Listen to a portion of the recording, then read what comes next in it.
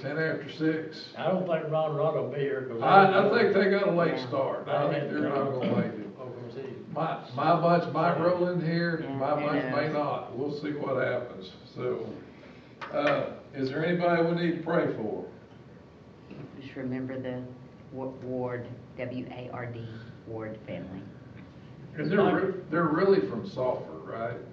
Yes. Yeah, they're Yes. really from Salford. Yes. Mark, like I said this morning, I put Brian Tinsley, you know, he's got cancer.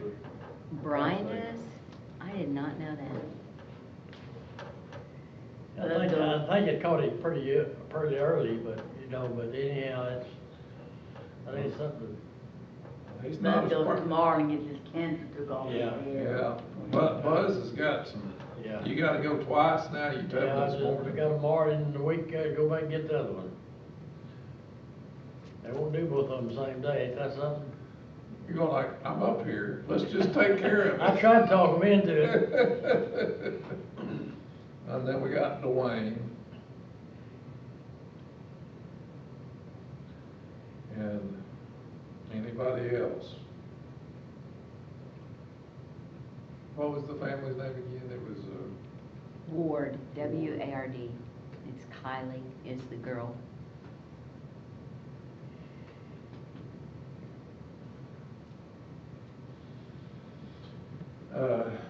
my brother-in-law. Rick. Yeah, just keep it. Yeah. Keith. Rick, well, both of them. Yeah, Rick and Keith. My brother-in-law Rick, he's got, they're gonna go in and do a scan on everything in his On the heart. is that what? 15th, yeah. He's got a heart scan coming up. He's the one that they figured out he had, Congestive heart Yeah, failure. congestive heart failure going on. And that his only symptom was he was just being really tired. Yeah, so.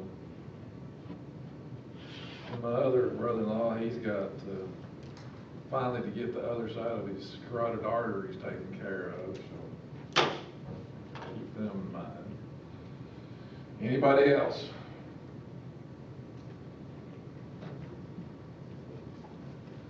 All right. Well, if y'all bow your heads, we'll open the word of prayer. Lord, thank you for this day today. Thank you for the services this morning. We come to you to ask that you be with all those that are on our prayer list, that need your healing hand and your comfort from the lost and all those things. I also ask that you be with our church and our revival coming up, and allow your word to spread through us. I also thank you for the services this morning, and give me the words to speak tonight. In Jesus' name I pray. Amen. Amen. Okay, so we're going to be in Genesis chapter 26. I'm going to have a gentleman read it to us, but it also is going to throw the words up as you go too. So I kind of found I like it a little bit better. So we'll see what happens here.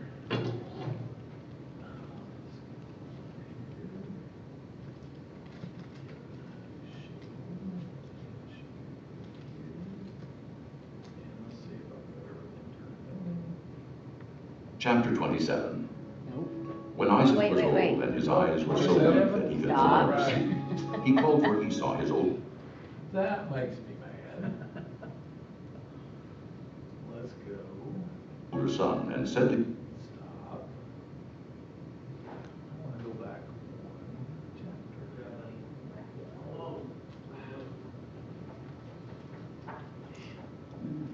Look at there. Hi there, girl. Hi. Hi, baby. Hi. How do you? Hi. everybody. Oh, how are y'all? Hello. James came in first and he went, oh, wait a minute. You gotta go back. Hi, Macy. Hi. Okay. Buddy, have you outgrown your onesies? Now there was a famine Yes, in the we are. land, They turned into besides the earlier t-shirts. famine of Abraham's time. And Isaac went to Abimelech, king of the Philistines in Gerar.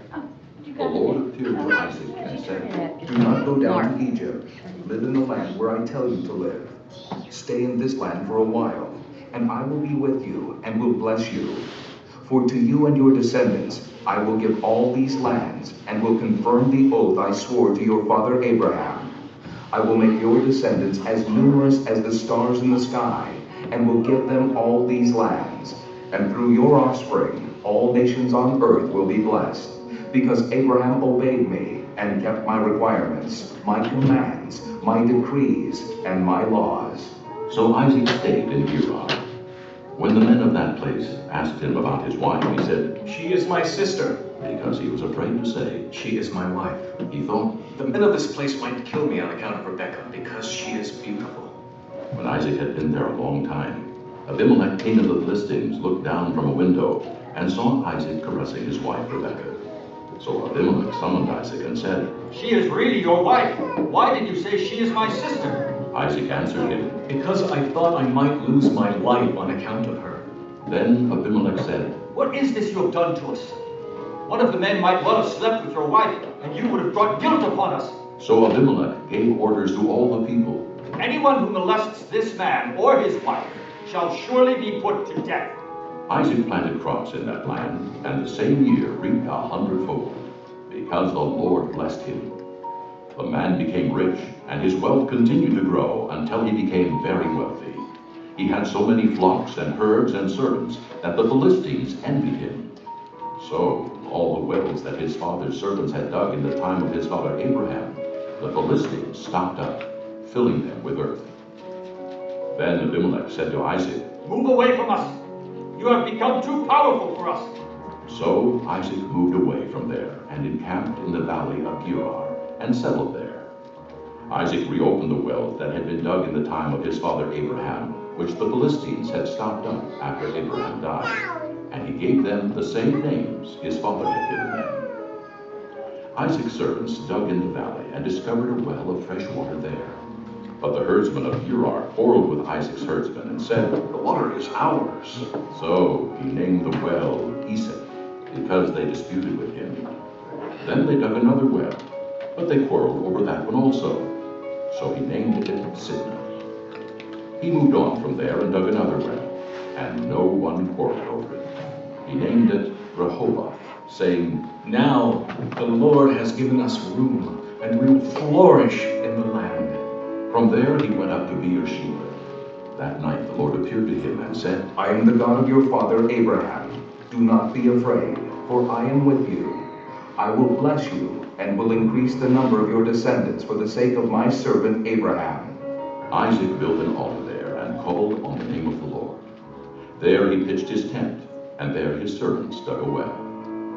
Meanwhile, Abimelech had come to him from Gerar with Ahazath, his personal advisor, and Phicol, the commander of his forces.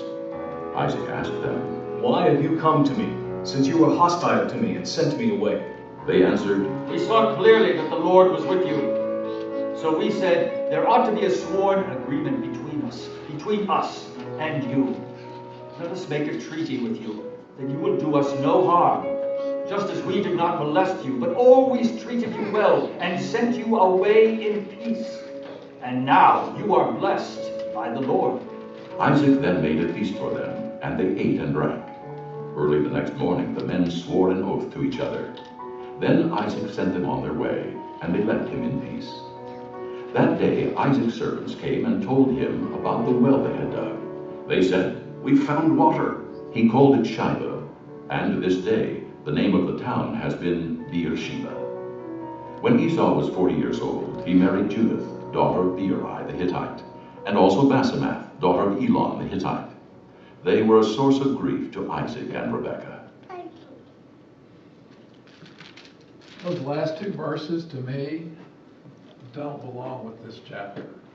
I think it belongs with the next one, somehow. But What was the gentleman's name who did the whole numbering of, because like the whole verse 30, 34, 35 wasn't a thing until like the 1300s or something like that? I It don't. just continued as one continued reading. Yeah, it was all together. Right. Yeah, and I don't know, that doesn't matter tonight, because I'm not gonna touch on those verses as much at all, because of all the other stuff going on. So, but I just felt like it was thrown in there. Like, okay, You need to know this right now, so. Okay. Come back. So he kind of followed in his father's footsteps when it came to his wife.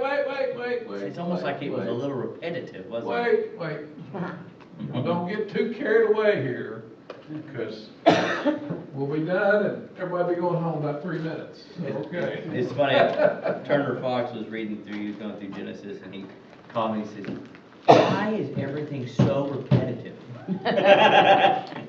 Well, That's because Well. they were super slow people. And so are you, Turner, so Yeah, that's right. with It's in with you, buddy.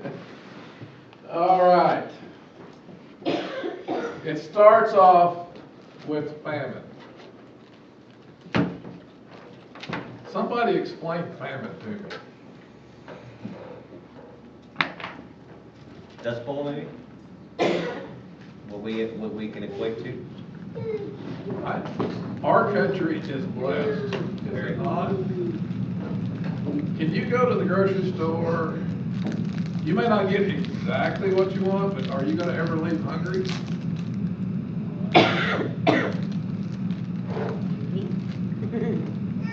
All right.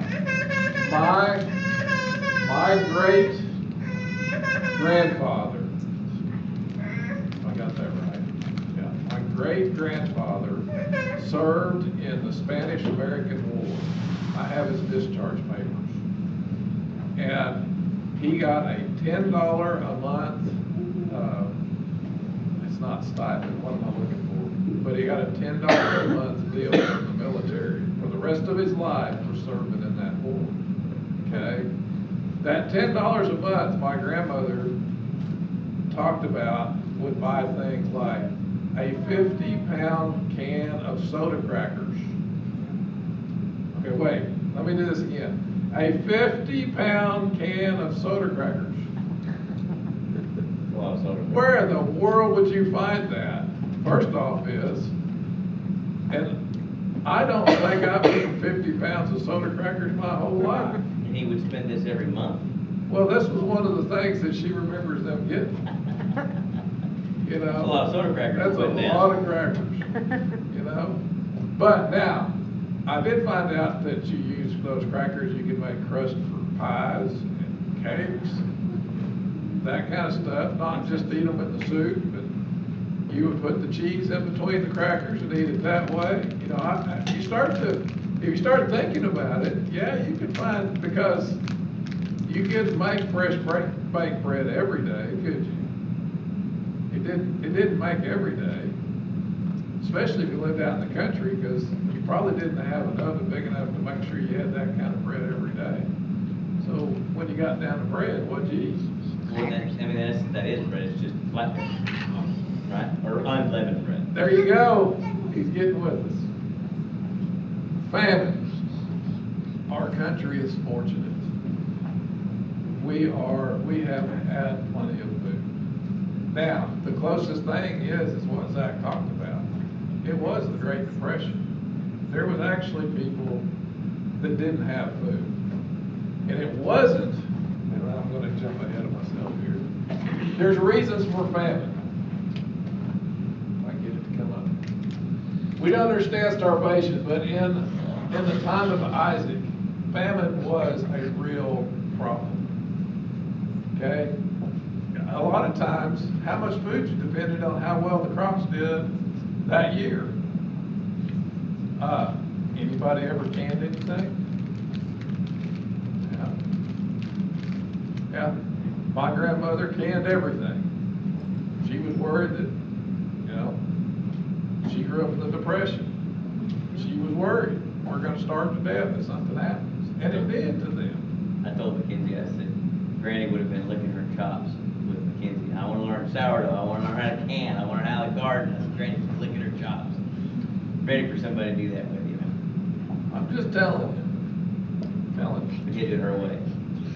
I know how to do all that stuff, because I told you, my grandmother thought I was gonna die a lone bachelor. So thought I was never gonna find a woman that would even have anything to do with me. And then Barbie showed up on the scene, and I stopped being the favorite grandchild and started being the grandchild married to the favorite daughter-in-law, granddaughter-in-law. So, in the land of Egypt was always had food because of the Nile River. I thought I read somewhere that Egypt is mentioned like 800 times in the Old Testament. Can you imagine? And it's like, I don't know, like 80 or 90 times in the New Testament. I may be wrong. I just know it's like outrageously a lot. Well, wouldn't it have also been, like, again, remember context and the people it was written to. The first 5 books were written specifically by Moses to the Israelites.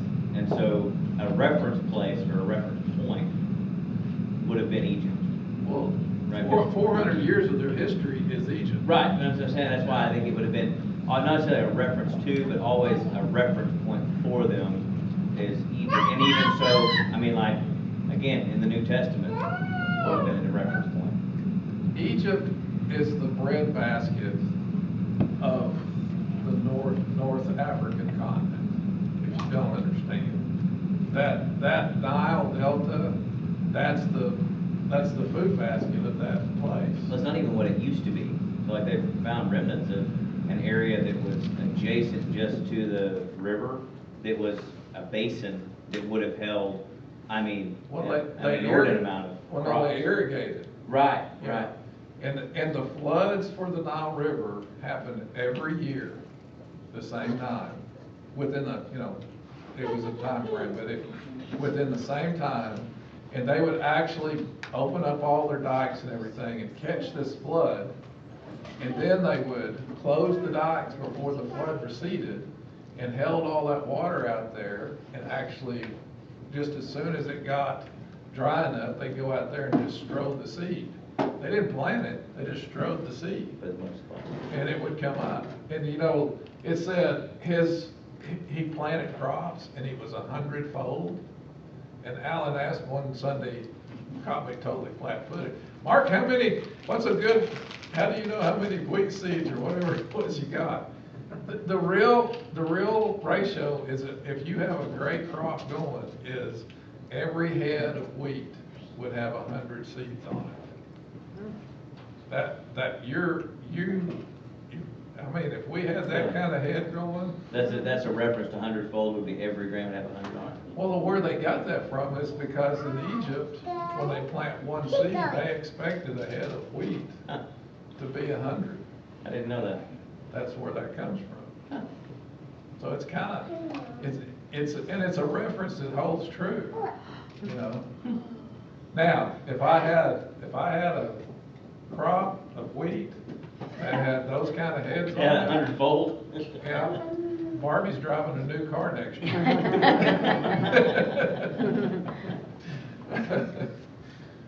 Oh, by the way, no, my heads of wheat are like this. A quarter of it. It'll be just enough to pay the bill for the diesel this year.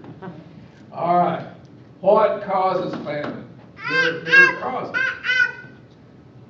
War, natural disasters, economic collapse, and my favorite one, bugs.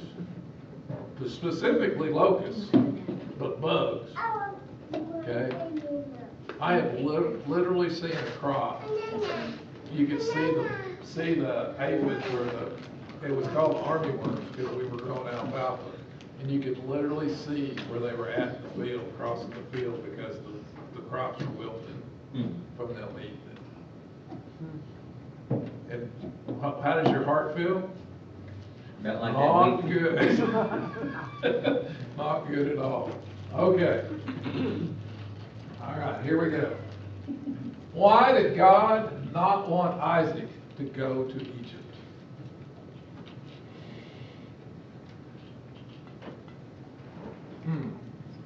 Why did God not want him to go to Egypt? Because he specifically said, don't go.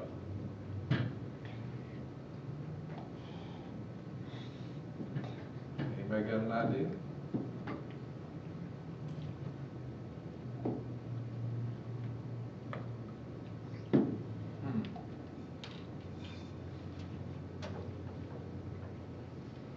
Barb?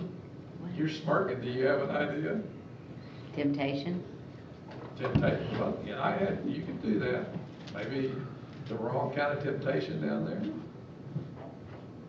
Because that's not where he wanted him. He wanted him in the land where he was.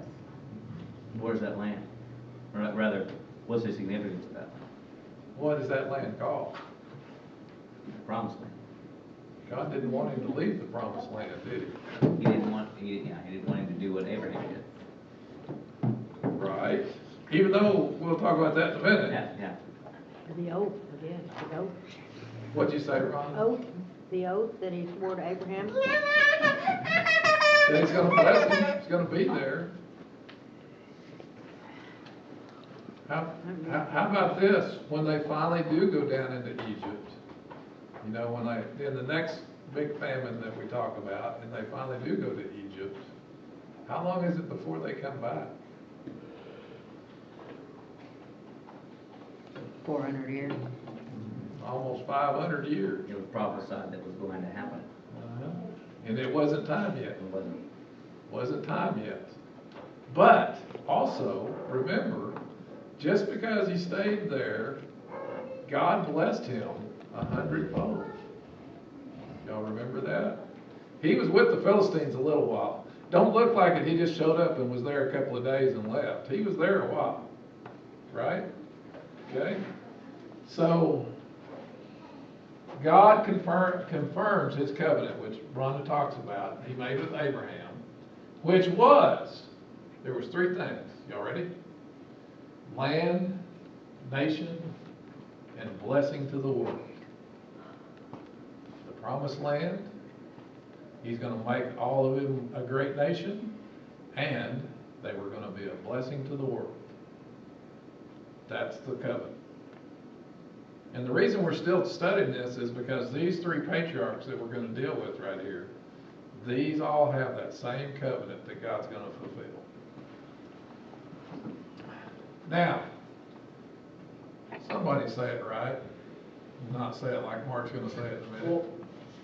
What? So, the phrase you said that, how did you put it, with the blessing of all the nations? They were going to be a blessing to all the nations. Yes. So mine reads, it says, I will multiply your offspring in the stars of heaven, I will give your offspring all these lands, and in your offspring all nations of the earth will be blessed. Yep. But is that talking about the people, or is that talking about the coming of the Messiah? What do you think? I don't think it references the people. Because I don't know that Israel was a blessing to the nations of the world at any point. But where did the Messiah come from? Right, that's what I'm saying. So I'm saying that it's not the people being a blessing to all the nations. I'm saying that Christ himself came from this said people. Right. So the blessing is Christ, not the people. You know what I'm saying? But through the people came Christ. Right, I understand that, but I'm drawing a distinction between Israel being the blessing of all these nations around the world. Okay, so the only way this promise is going to hold true is that through his people, Christ came. Right, I understand that. So Christ is the blessing, not the Israelites. Well, until Christ came, they were the blessing. But were they a blessing to the people? That's my question. Okay. So, I mean, I'm not trying to be a contrarian. Yeah, but like, If it wasn't because of them, there wouldn't be Christ. right, I understand that. Christ is the Hey, blessing, hey, not okay. Israel. We don't have any more bananas. I mean, I understand your Yeah. argument, but I think it's kind of like. But it's like Empty. the chicken and the egg, which came from, the people Right, I came understand first. I understand that God used the people of Israel to bring forth the Messiah. That's the statement, right? And that's the problem. That's the problem. Right, but what I'm saying is the blessing was not that Israel was in existence Empty. to the world. It was that God used Israel to bless the world by bringing the Messiah through those people.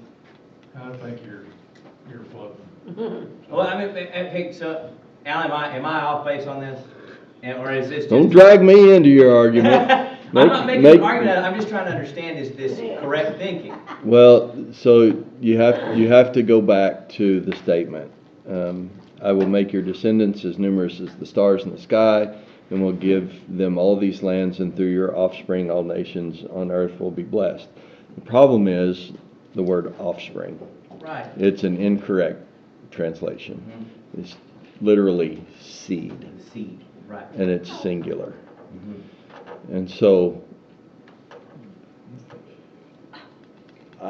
I think that word refers to Jesus Right. alone. In this instance.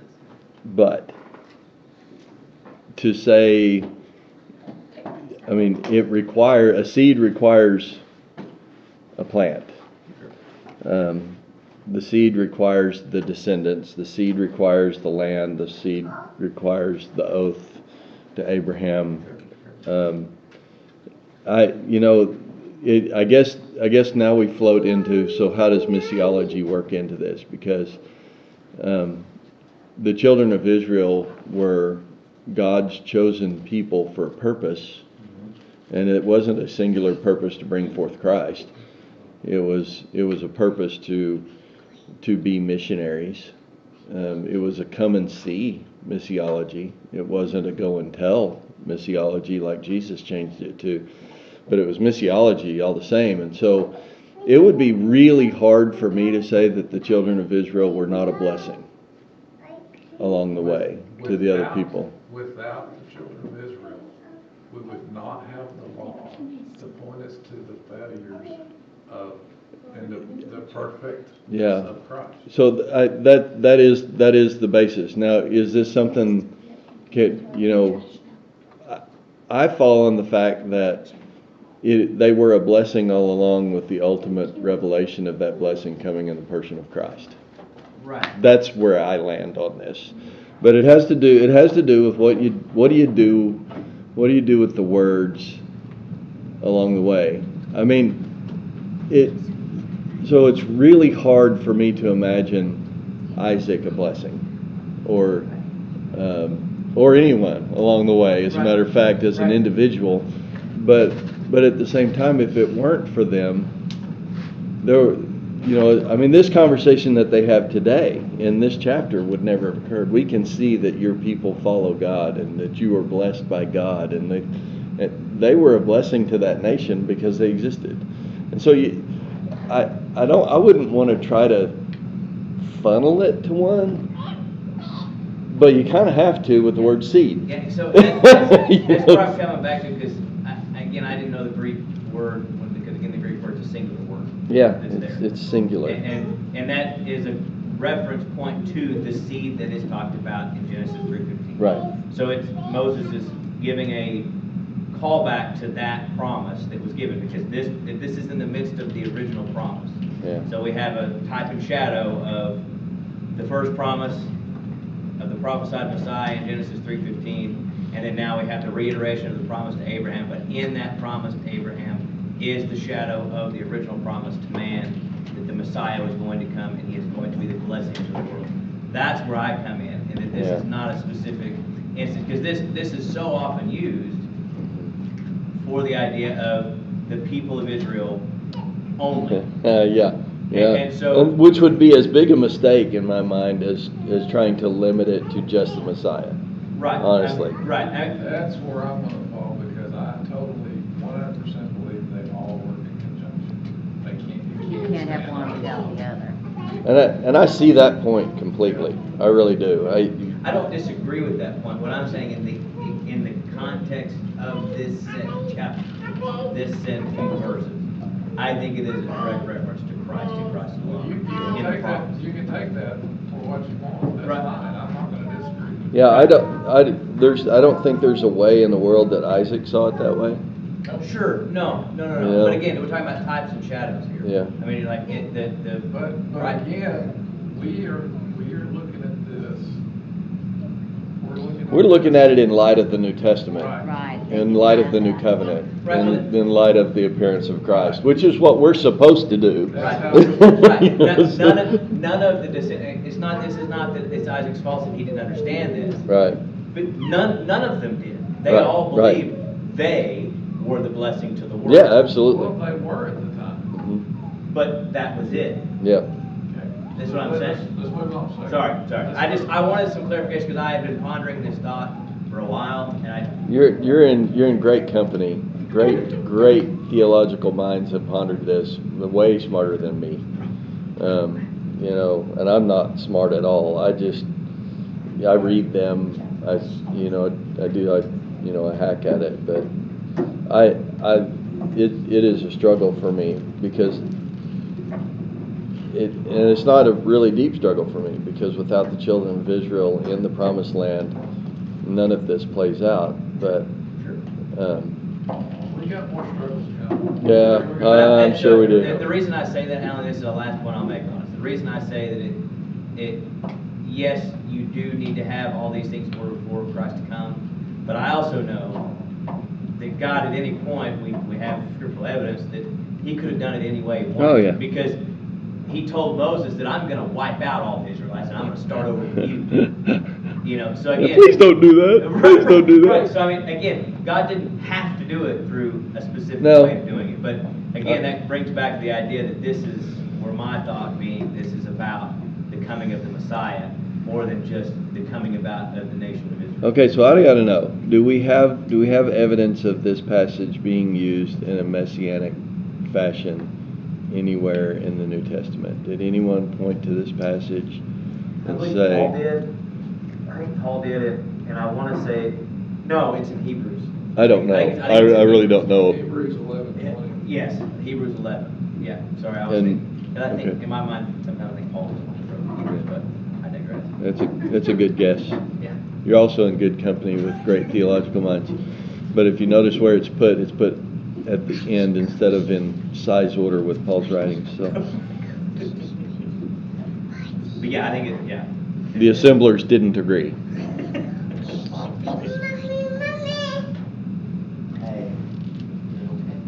Sorry, Mark, we hijacked you. I did not mean to hijack. I just wanted some clarity on the subject. I'm just double checking on anything else.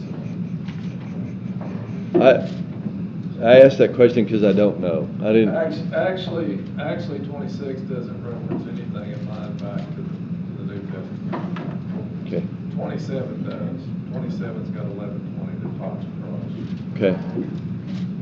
So, no, y'all didn't hijack it, but we got other things to discuss. Sorry. So here we go. All right. Say that for me. Uragar, Gerar. Okay. Notice, this is the travels of Isaac, all the lines back and forth. And notice, we always come back to this one spot. This is the number 1 spot, and then Hebron, see it right here? That's the number 2 spot. That seems to be where we get to the central location. Always come back to it. The place that we're talking about that he went to during the famine was this place right here. And yes, that still exists today. It's still there. There's Is it a place really? there. Yep. So, Gerar, or whatever. Yeah, I don't know if it has that exact name, but it's still a place. It's still there. Just like Beersheba is too. So that just gives you an idea. And of course, this is the Mediterranean. There's Jerusalem. All the places Jesus wandered back and forth. These are all the same places. Okay? It's not by coincidence. That's why God wanted this land to be their land.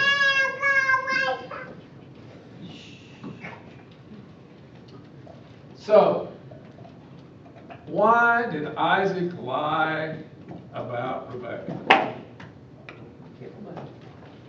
First off is, they know how to pick them women out, I guess, because they must be really pretty all the time, because they're really scared they're going to get caught.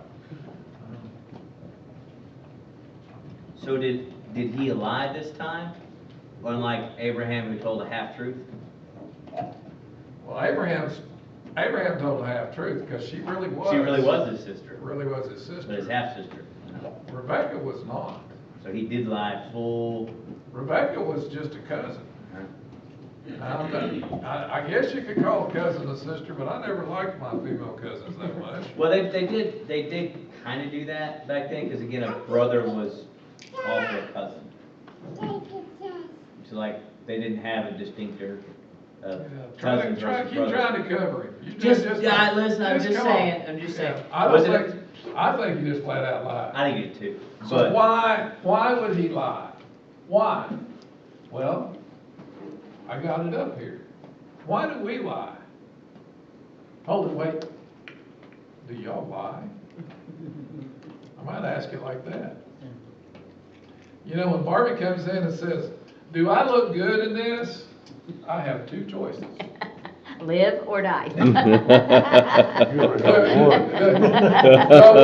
want to be honest and divorced, or do I want to, tell a little white lie? Remind me not to ever ask you again. don't ask them. No, this is usually what I say. Do you want the truth, or do you want me to make you feel good about it? Right? No, usually you give me an answer, I'm like, you're lying. See, it's not about the question, it's you affirm that they're beautiful every day, that way they never question. I tell her that she's beautiful every day. I do. Yeah, he told me, what was it, the other morning, I just wrapped up my old hair and put a clip in it or whatever, and Anna happened to FaceTime me. Whoa, Mom! I'm like, well, your dad said I was pretty. She goes, he lied.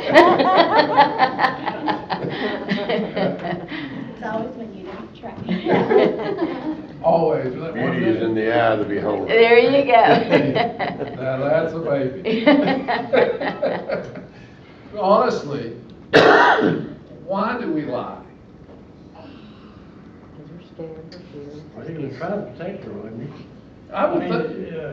I would think, but was he trying to protect her or himself? Her, himself, either one. I think he was more in himself than this man.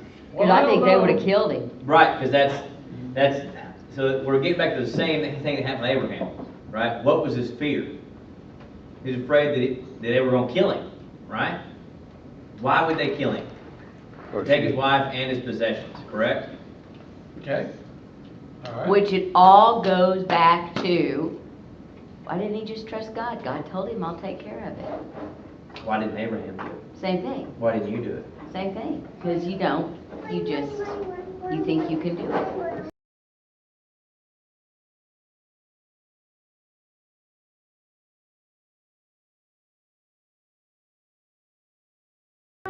Hello, so I can barely hear what y'all are saying. I don't think he lied. There are many reasons. There are many reasons. COC 1 2 3 P. Could be anybody. Okay, so here's my next question on this. Are you unmuted? And my next question is you can justify a lie, and how did he justify his lie? Y'all said it just a second ago. How did he justify his lie? Is it justification or rationalization? Well, okay, I'll go. I don't know. I'm really I unsure. hadn't really thought about how to determine the two. Okay. What do y'all think? So ask the question one more time, sorry. So, how did he rationalize his lie? I'll just use it like that, okay? How did he rationalize his lie? What was his reason for this? So that they won't kill him. The danger outweighed, the fear of danger outweighed the truth. The fear of danger outweighed the truth. That's just a Okay. guess. I'm just working with what we're going here. So, anybody disagree with that? So, if a guy comes in with a gun and points it at you and says, renounce your faith, what are you gonna do? That one's easy for me. Tell me, Alan. I'm taking the bullet. There you go. If he's man enough. Because you know where you're going, right? I know where I'm going. Well, he better start shooting because I'm running at him. Mm-hmm. Yeah. I didn't say I was gonna make it easy. Yeah, but that's an easy thing to say until you're in it. until you're faced with it, right? Okay? It's easy to say until you're faced with it. Now, whatever I say at that point, I'm saved. Mm-hmm. I can't renounce my faith. I'm once saved, always saved, I'm there. And if you're not there, and you need to know why, feel free, we'll talk about it sometime. But he was fearful for his life. He also did not show his faith in God, right? And how did they all of the patriarchs in the time, how were they counted justified in the face of God? It was by faith. In chapter 11, it's called the faith chapter. By faith. And every one of those guys that are listed in there, it says, by faith. How are we justified? By faith. We're all the way back to Abraham.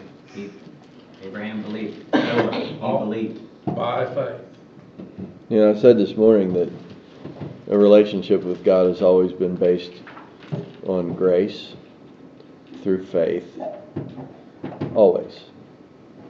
And God's grace to allow us to have it, and the faith that grows from that grace that allows us to live in it. And that has never changed. Okay? Hebrews 2:14 through 15, our commenter reads, so that by his death he might break the power of him who holds the power of death, that is the devil, and free those who all their lives were held in slavery by their fear of death. Great passage. Exactly. He lied because before the resurrection we were slaves To the fear of death. That's pretty astute right there. That's a very accurate statement. Yeah. Abimelech. Who was this character?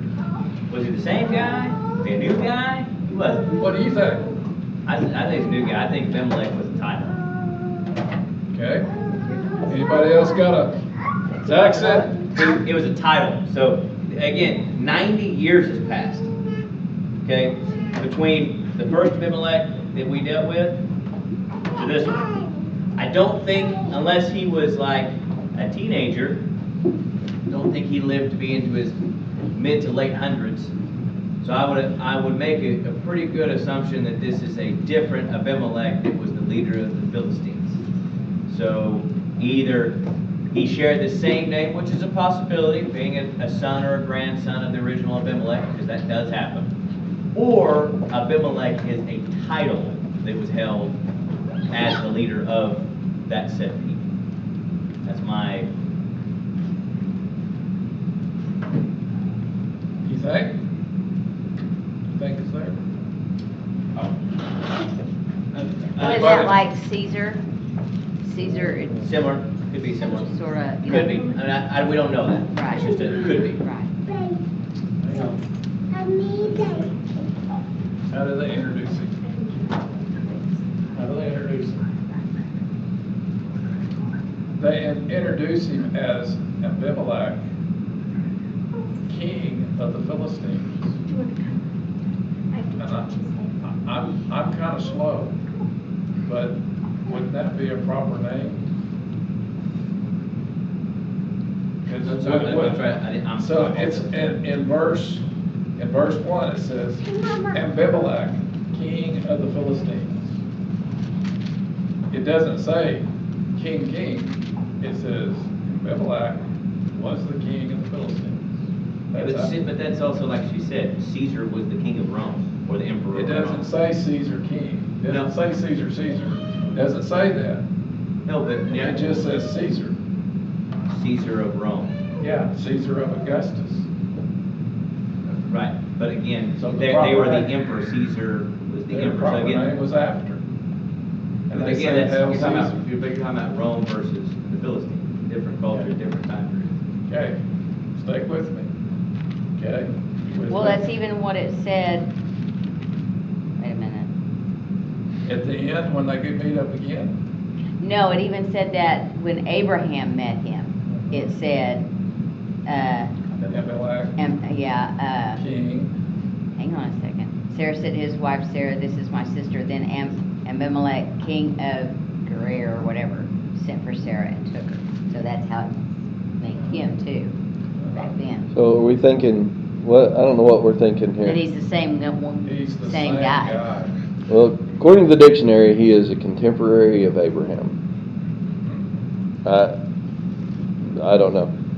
So he would have been, that means he would have been of the same age. Super old, yeah. Yeah, and again, we also know that living to be over 120 years old was not something that happened on the regular either. Abraham was 175. Yes, but Abraham was blessed by God. What you got, Ron? In my notes, it said go back to chapter 20, verse 2, where it says, Abimelech, king of Gar, or whatever his name is, it means my father is king.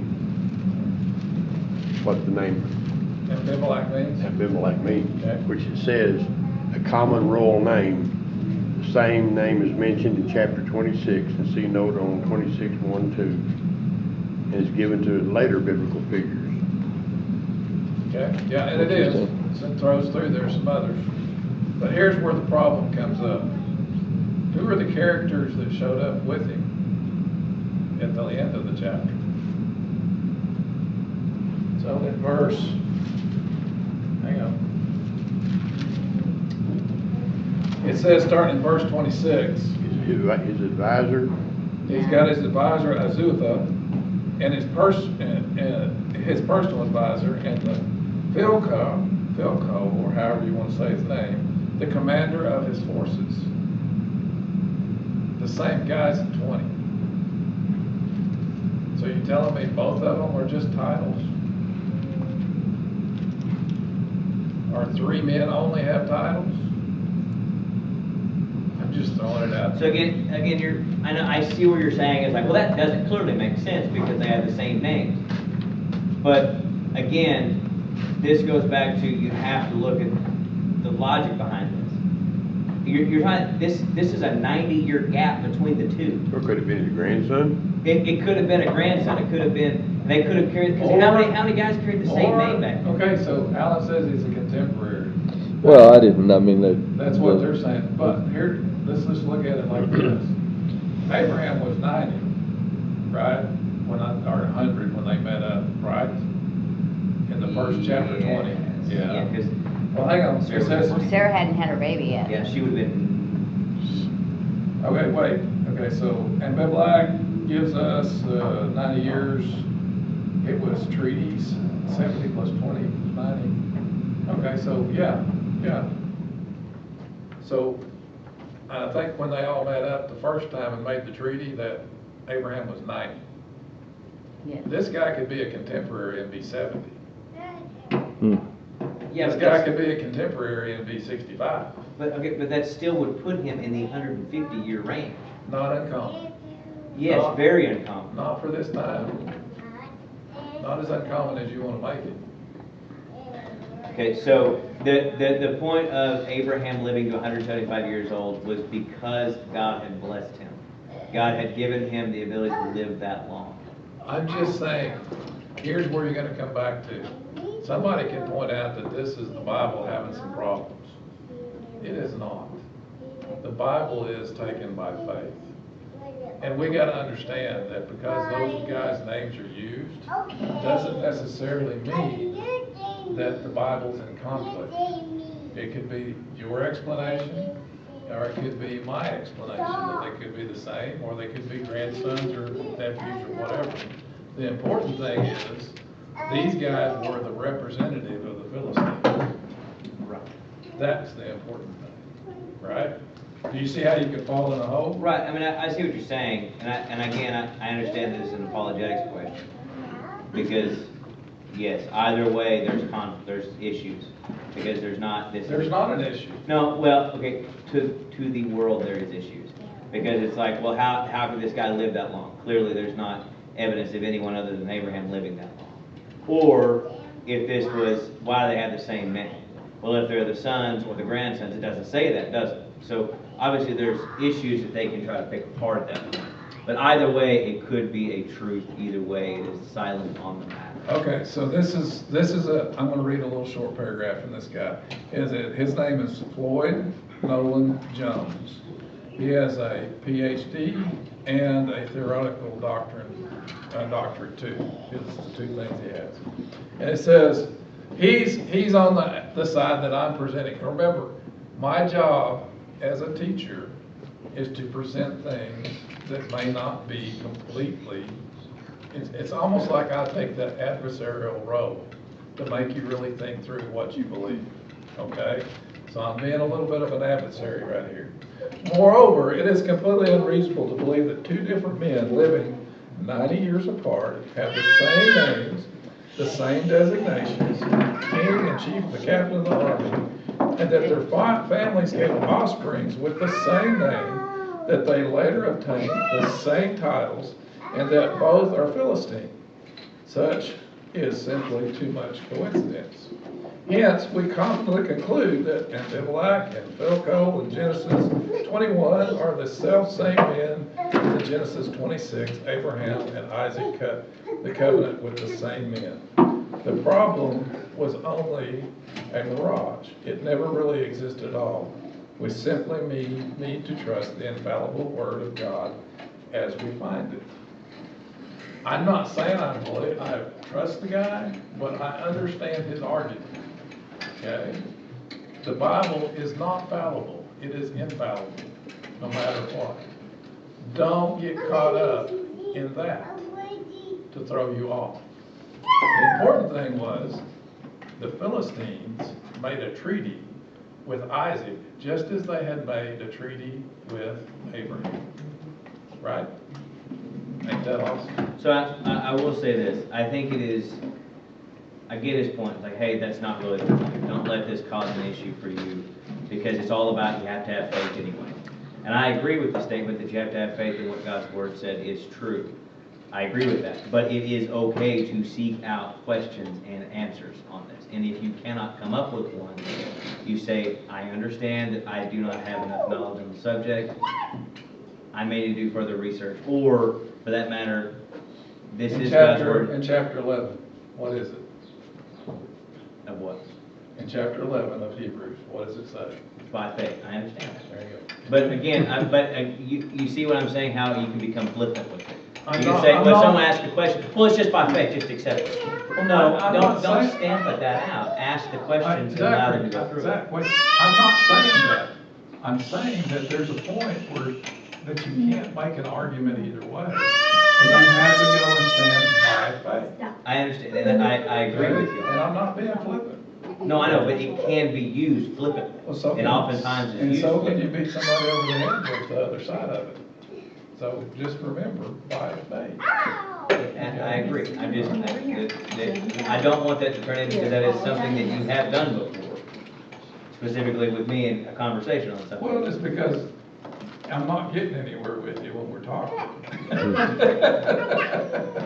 So this is a personality thing, but I'm just saying right now, by faith. Remember, in the end, that you take the Word of God by faith. And Abimelech was by faith. Here we go. Success on God's scale. Not only did he grow in a small amount, he grew exponentially. Matter of fact, he grew so fast that the Philistines got scared.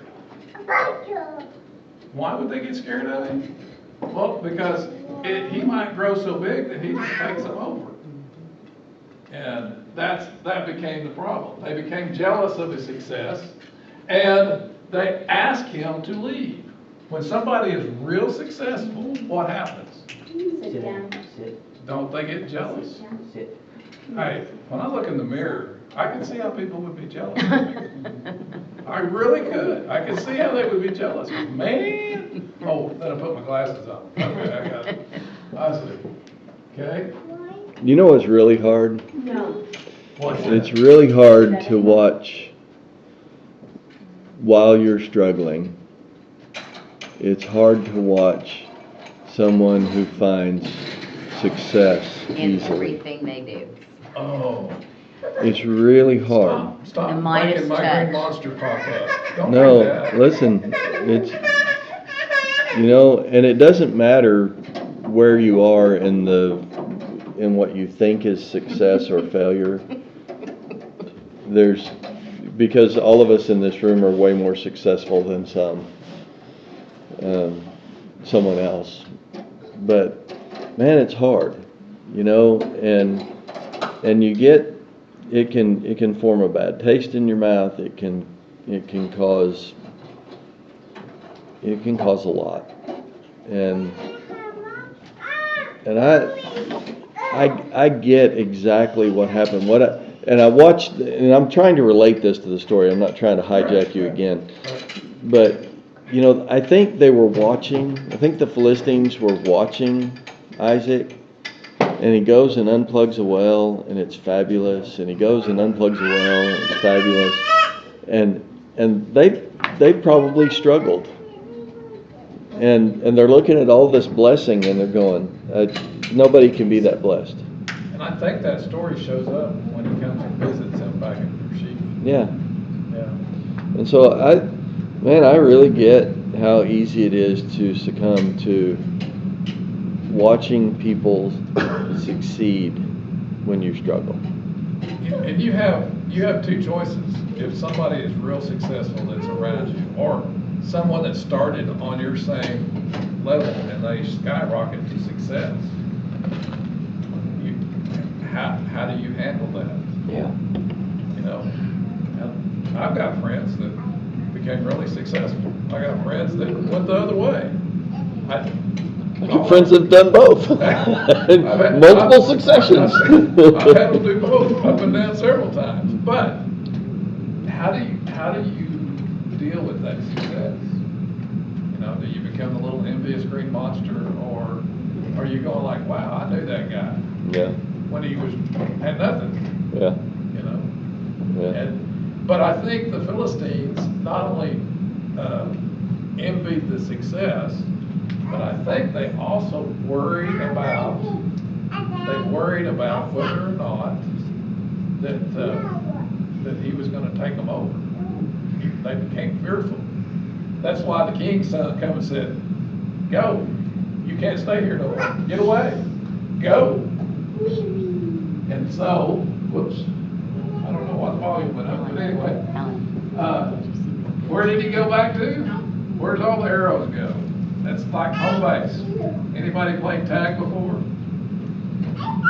Home base. I tried to hide as close to home base as I could because I went into that hide for 2 day thing. Was Beersheba, is that, like, I'm just trying to understand that where in the area that is. Is that in, would be Samaria? Is it like the heart of Samaria? Or is that further? I thought Samaria was further south. Is it? Okay. In my mind, but I can't swear to it. Because what well is it that Christ meets the woman at the well of Samaria? Is that Beersheba? Is that that same well? Wow. So there's a whole nother. Because I can't remember which. But I know he's in Samaria, and I thought that was the same place. I could be wrong. I don't know. See, I thought Samaria was further that way, but maybe it's just in my mind. I knew it was south of Jerusalem because it's like it goes downhill from there. See, I thought it was like this side, but maybe I don't know. I have to go look at the map again and see. Father, looking that up, let's talk about Beersheba a second.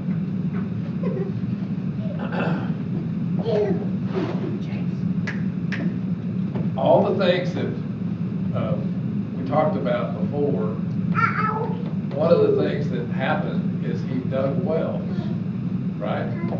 And he dug 3 wells, actually uncovered the wells of Abraham. Now, the Philistines, immediately after Abraham died, they thought the covenant was over, and so they went out there and they filled all the wells up with dirt.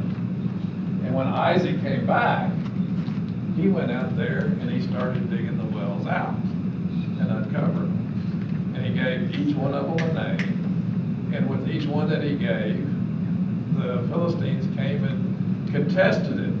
Matter of fact, I read one guy, and he's talking about, said they thought that the wells were tied to a river, a stream nearby, and that he was tapping the water off of it.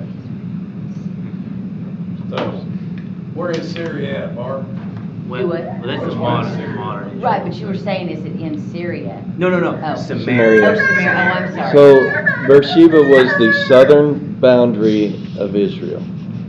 Samaria was the northern kingdom. There you go. Oh. So I So don't think. It's not the same place? I don't think. So is the Samaria is the northern Canaan or Mm-hmm. It's north and east. so it's north of Jerusalem? Yes, and North and east. Beersheba is 70 miles south of Jerusalem. Right. So I don't know what well I'm thinking of. Kilometers, sorry, not miles, kilometers, because I don't know what a mile is or a kilometer. Half a mile, so figured by half a mile, 35 miles south. If it's 70 miles, it'd be dang near the whole length of it. Yeah. It's not a very big place. Good point. Good point. So, the story of the wells begin with Abraham. Isaac's connection to well digging starts with his father. Abraham chose whose servants dug several wells while Abraham lived among the Philistines. In the ancient times, the wells were critical water sources, and Abraham marked the importance by giving each one a name. And it said the Philistines covered them up, which is what I just talked about, because of their jealousy. And they covered the wells with stones, and then after they tried to come back and fill them in with dirt completely. So it was just not, they just threw stones in to start with, and they tried to cover them all up. Isaac came back and restored the wells and their names. Unfazed, the servants reopened the wells that the Philistines had blocked to assert the rightful inheritance, and he restored the original names of the father of these wells. The third well brought peace. After being asked to leave the Philistine capital of Beulah, Isaac relocated near the river of Beulah and dug well an underground spring, and the local shepherds mistakenly thought he diverted the river, leading them to claim the well. The second well also stirred up quarrels and called it Sitnah, or disturbance. But when he moved further out and dug a third well, there was finally peace, and it named Robocob, if I say it right. And it means expansiveness. And said, God has now given us ample space, and we can be fruitful in the land. Now, this is written, this is where I come across something totally different. Far from the historical narratives, the action of our patriarchs foreshadow, even stimulate later events in Jewish history. By digging the three wells, Isaac laid the spiritual groundwork for the building of the three holy temples. Just as the first two wells were subject to conflict, the first two temple errors are marked by initial strife and were subsequently destroyed. But the third temple will be everlasting peace and harmony. So, there you go. It's still tied back to Christ's return. Because when do we know that Christ returned? What's going to happen? I know they're going to rebuild that temple. So there you go. All right, where did I get to? We got to finish up. We got to go. I'm taking too much time. Oh, by the way, this is the, hang on, my mind, where they sacrifice, what's it called? Altar. An altar, yes. This is, Abraham built altars, Isaac dug wells, but this is the one altar that Isaac, he built several others, but this is the one that Isaac built in Beersheba. This is the one they claim it is. So it's kind of interesting. So he was renewed by the Lord, and Abimelech came to see that there was no hard feelings because he feared Isaac and his God. Abimelech came back and said, hey, I know I chased you out, but I want you to understand, we don't have any ill feelings towards you, so don't get mad at us and take us over. He's come to make peace with him, okay? And the last thing is, was Isaac right in how he dealt with the men of the Gerar? He did not attack them. How did he do it? He just went over and dug another well, right? Every time they complained, he just dug another well. What if he'd have just went out and just attacked them and beat them all up? Would the king have ever come and made peace with him? No. No. It was kind of an interesting thought there for him. Next time, we're going to be in Genesis 27. We're going to start talking about Jacob and the shortcuts that Jacob likes to take. Okay? And we'll apply that to ourselves. We love to take shortcuts. Especially me. Because I took a shortcut and went through Muldrow, Oklahoma, and still have no idea how it was a shortcut. Isn't that true, Barbie? Yeah. Yep. It took us right off the interstate and put us right back on the interstate, but I'm not real sure how it made us a shortcut, so. But I did get to go right past Muldrow School. Any questions?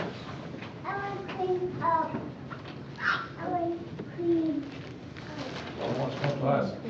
Good. Zach, close us out with a word of prayer, would you?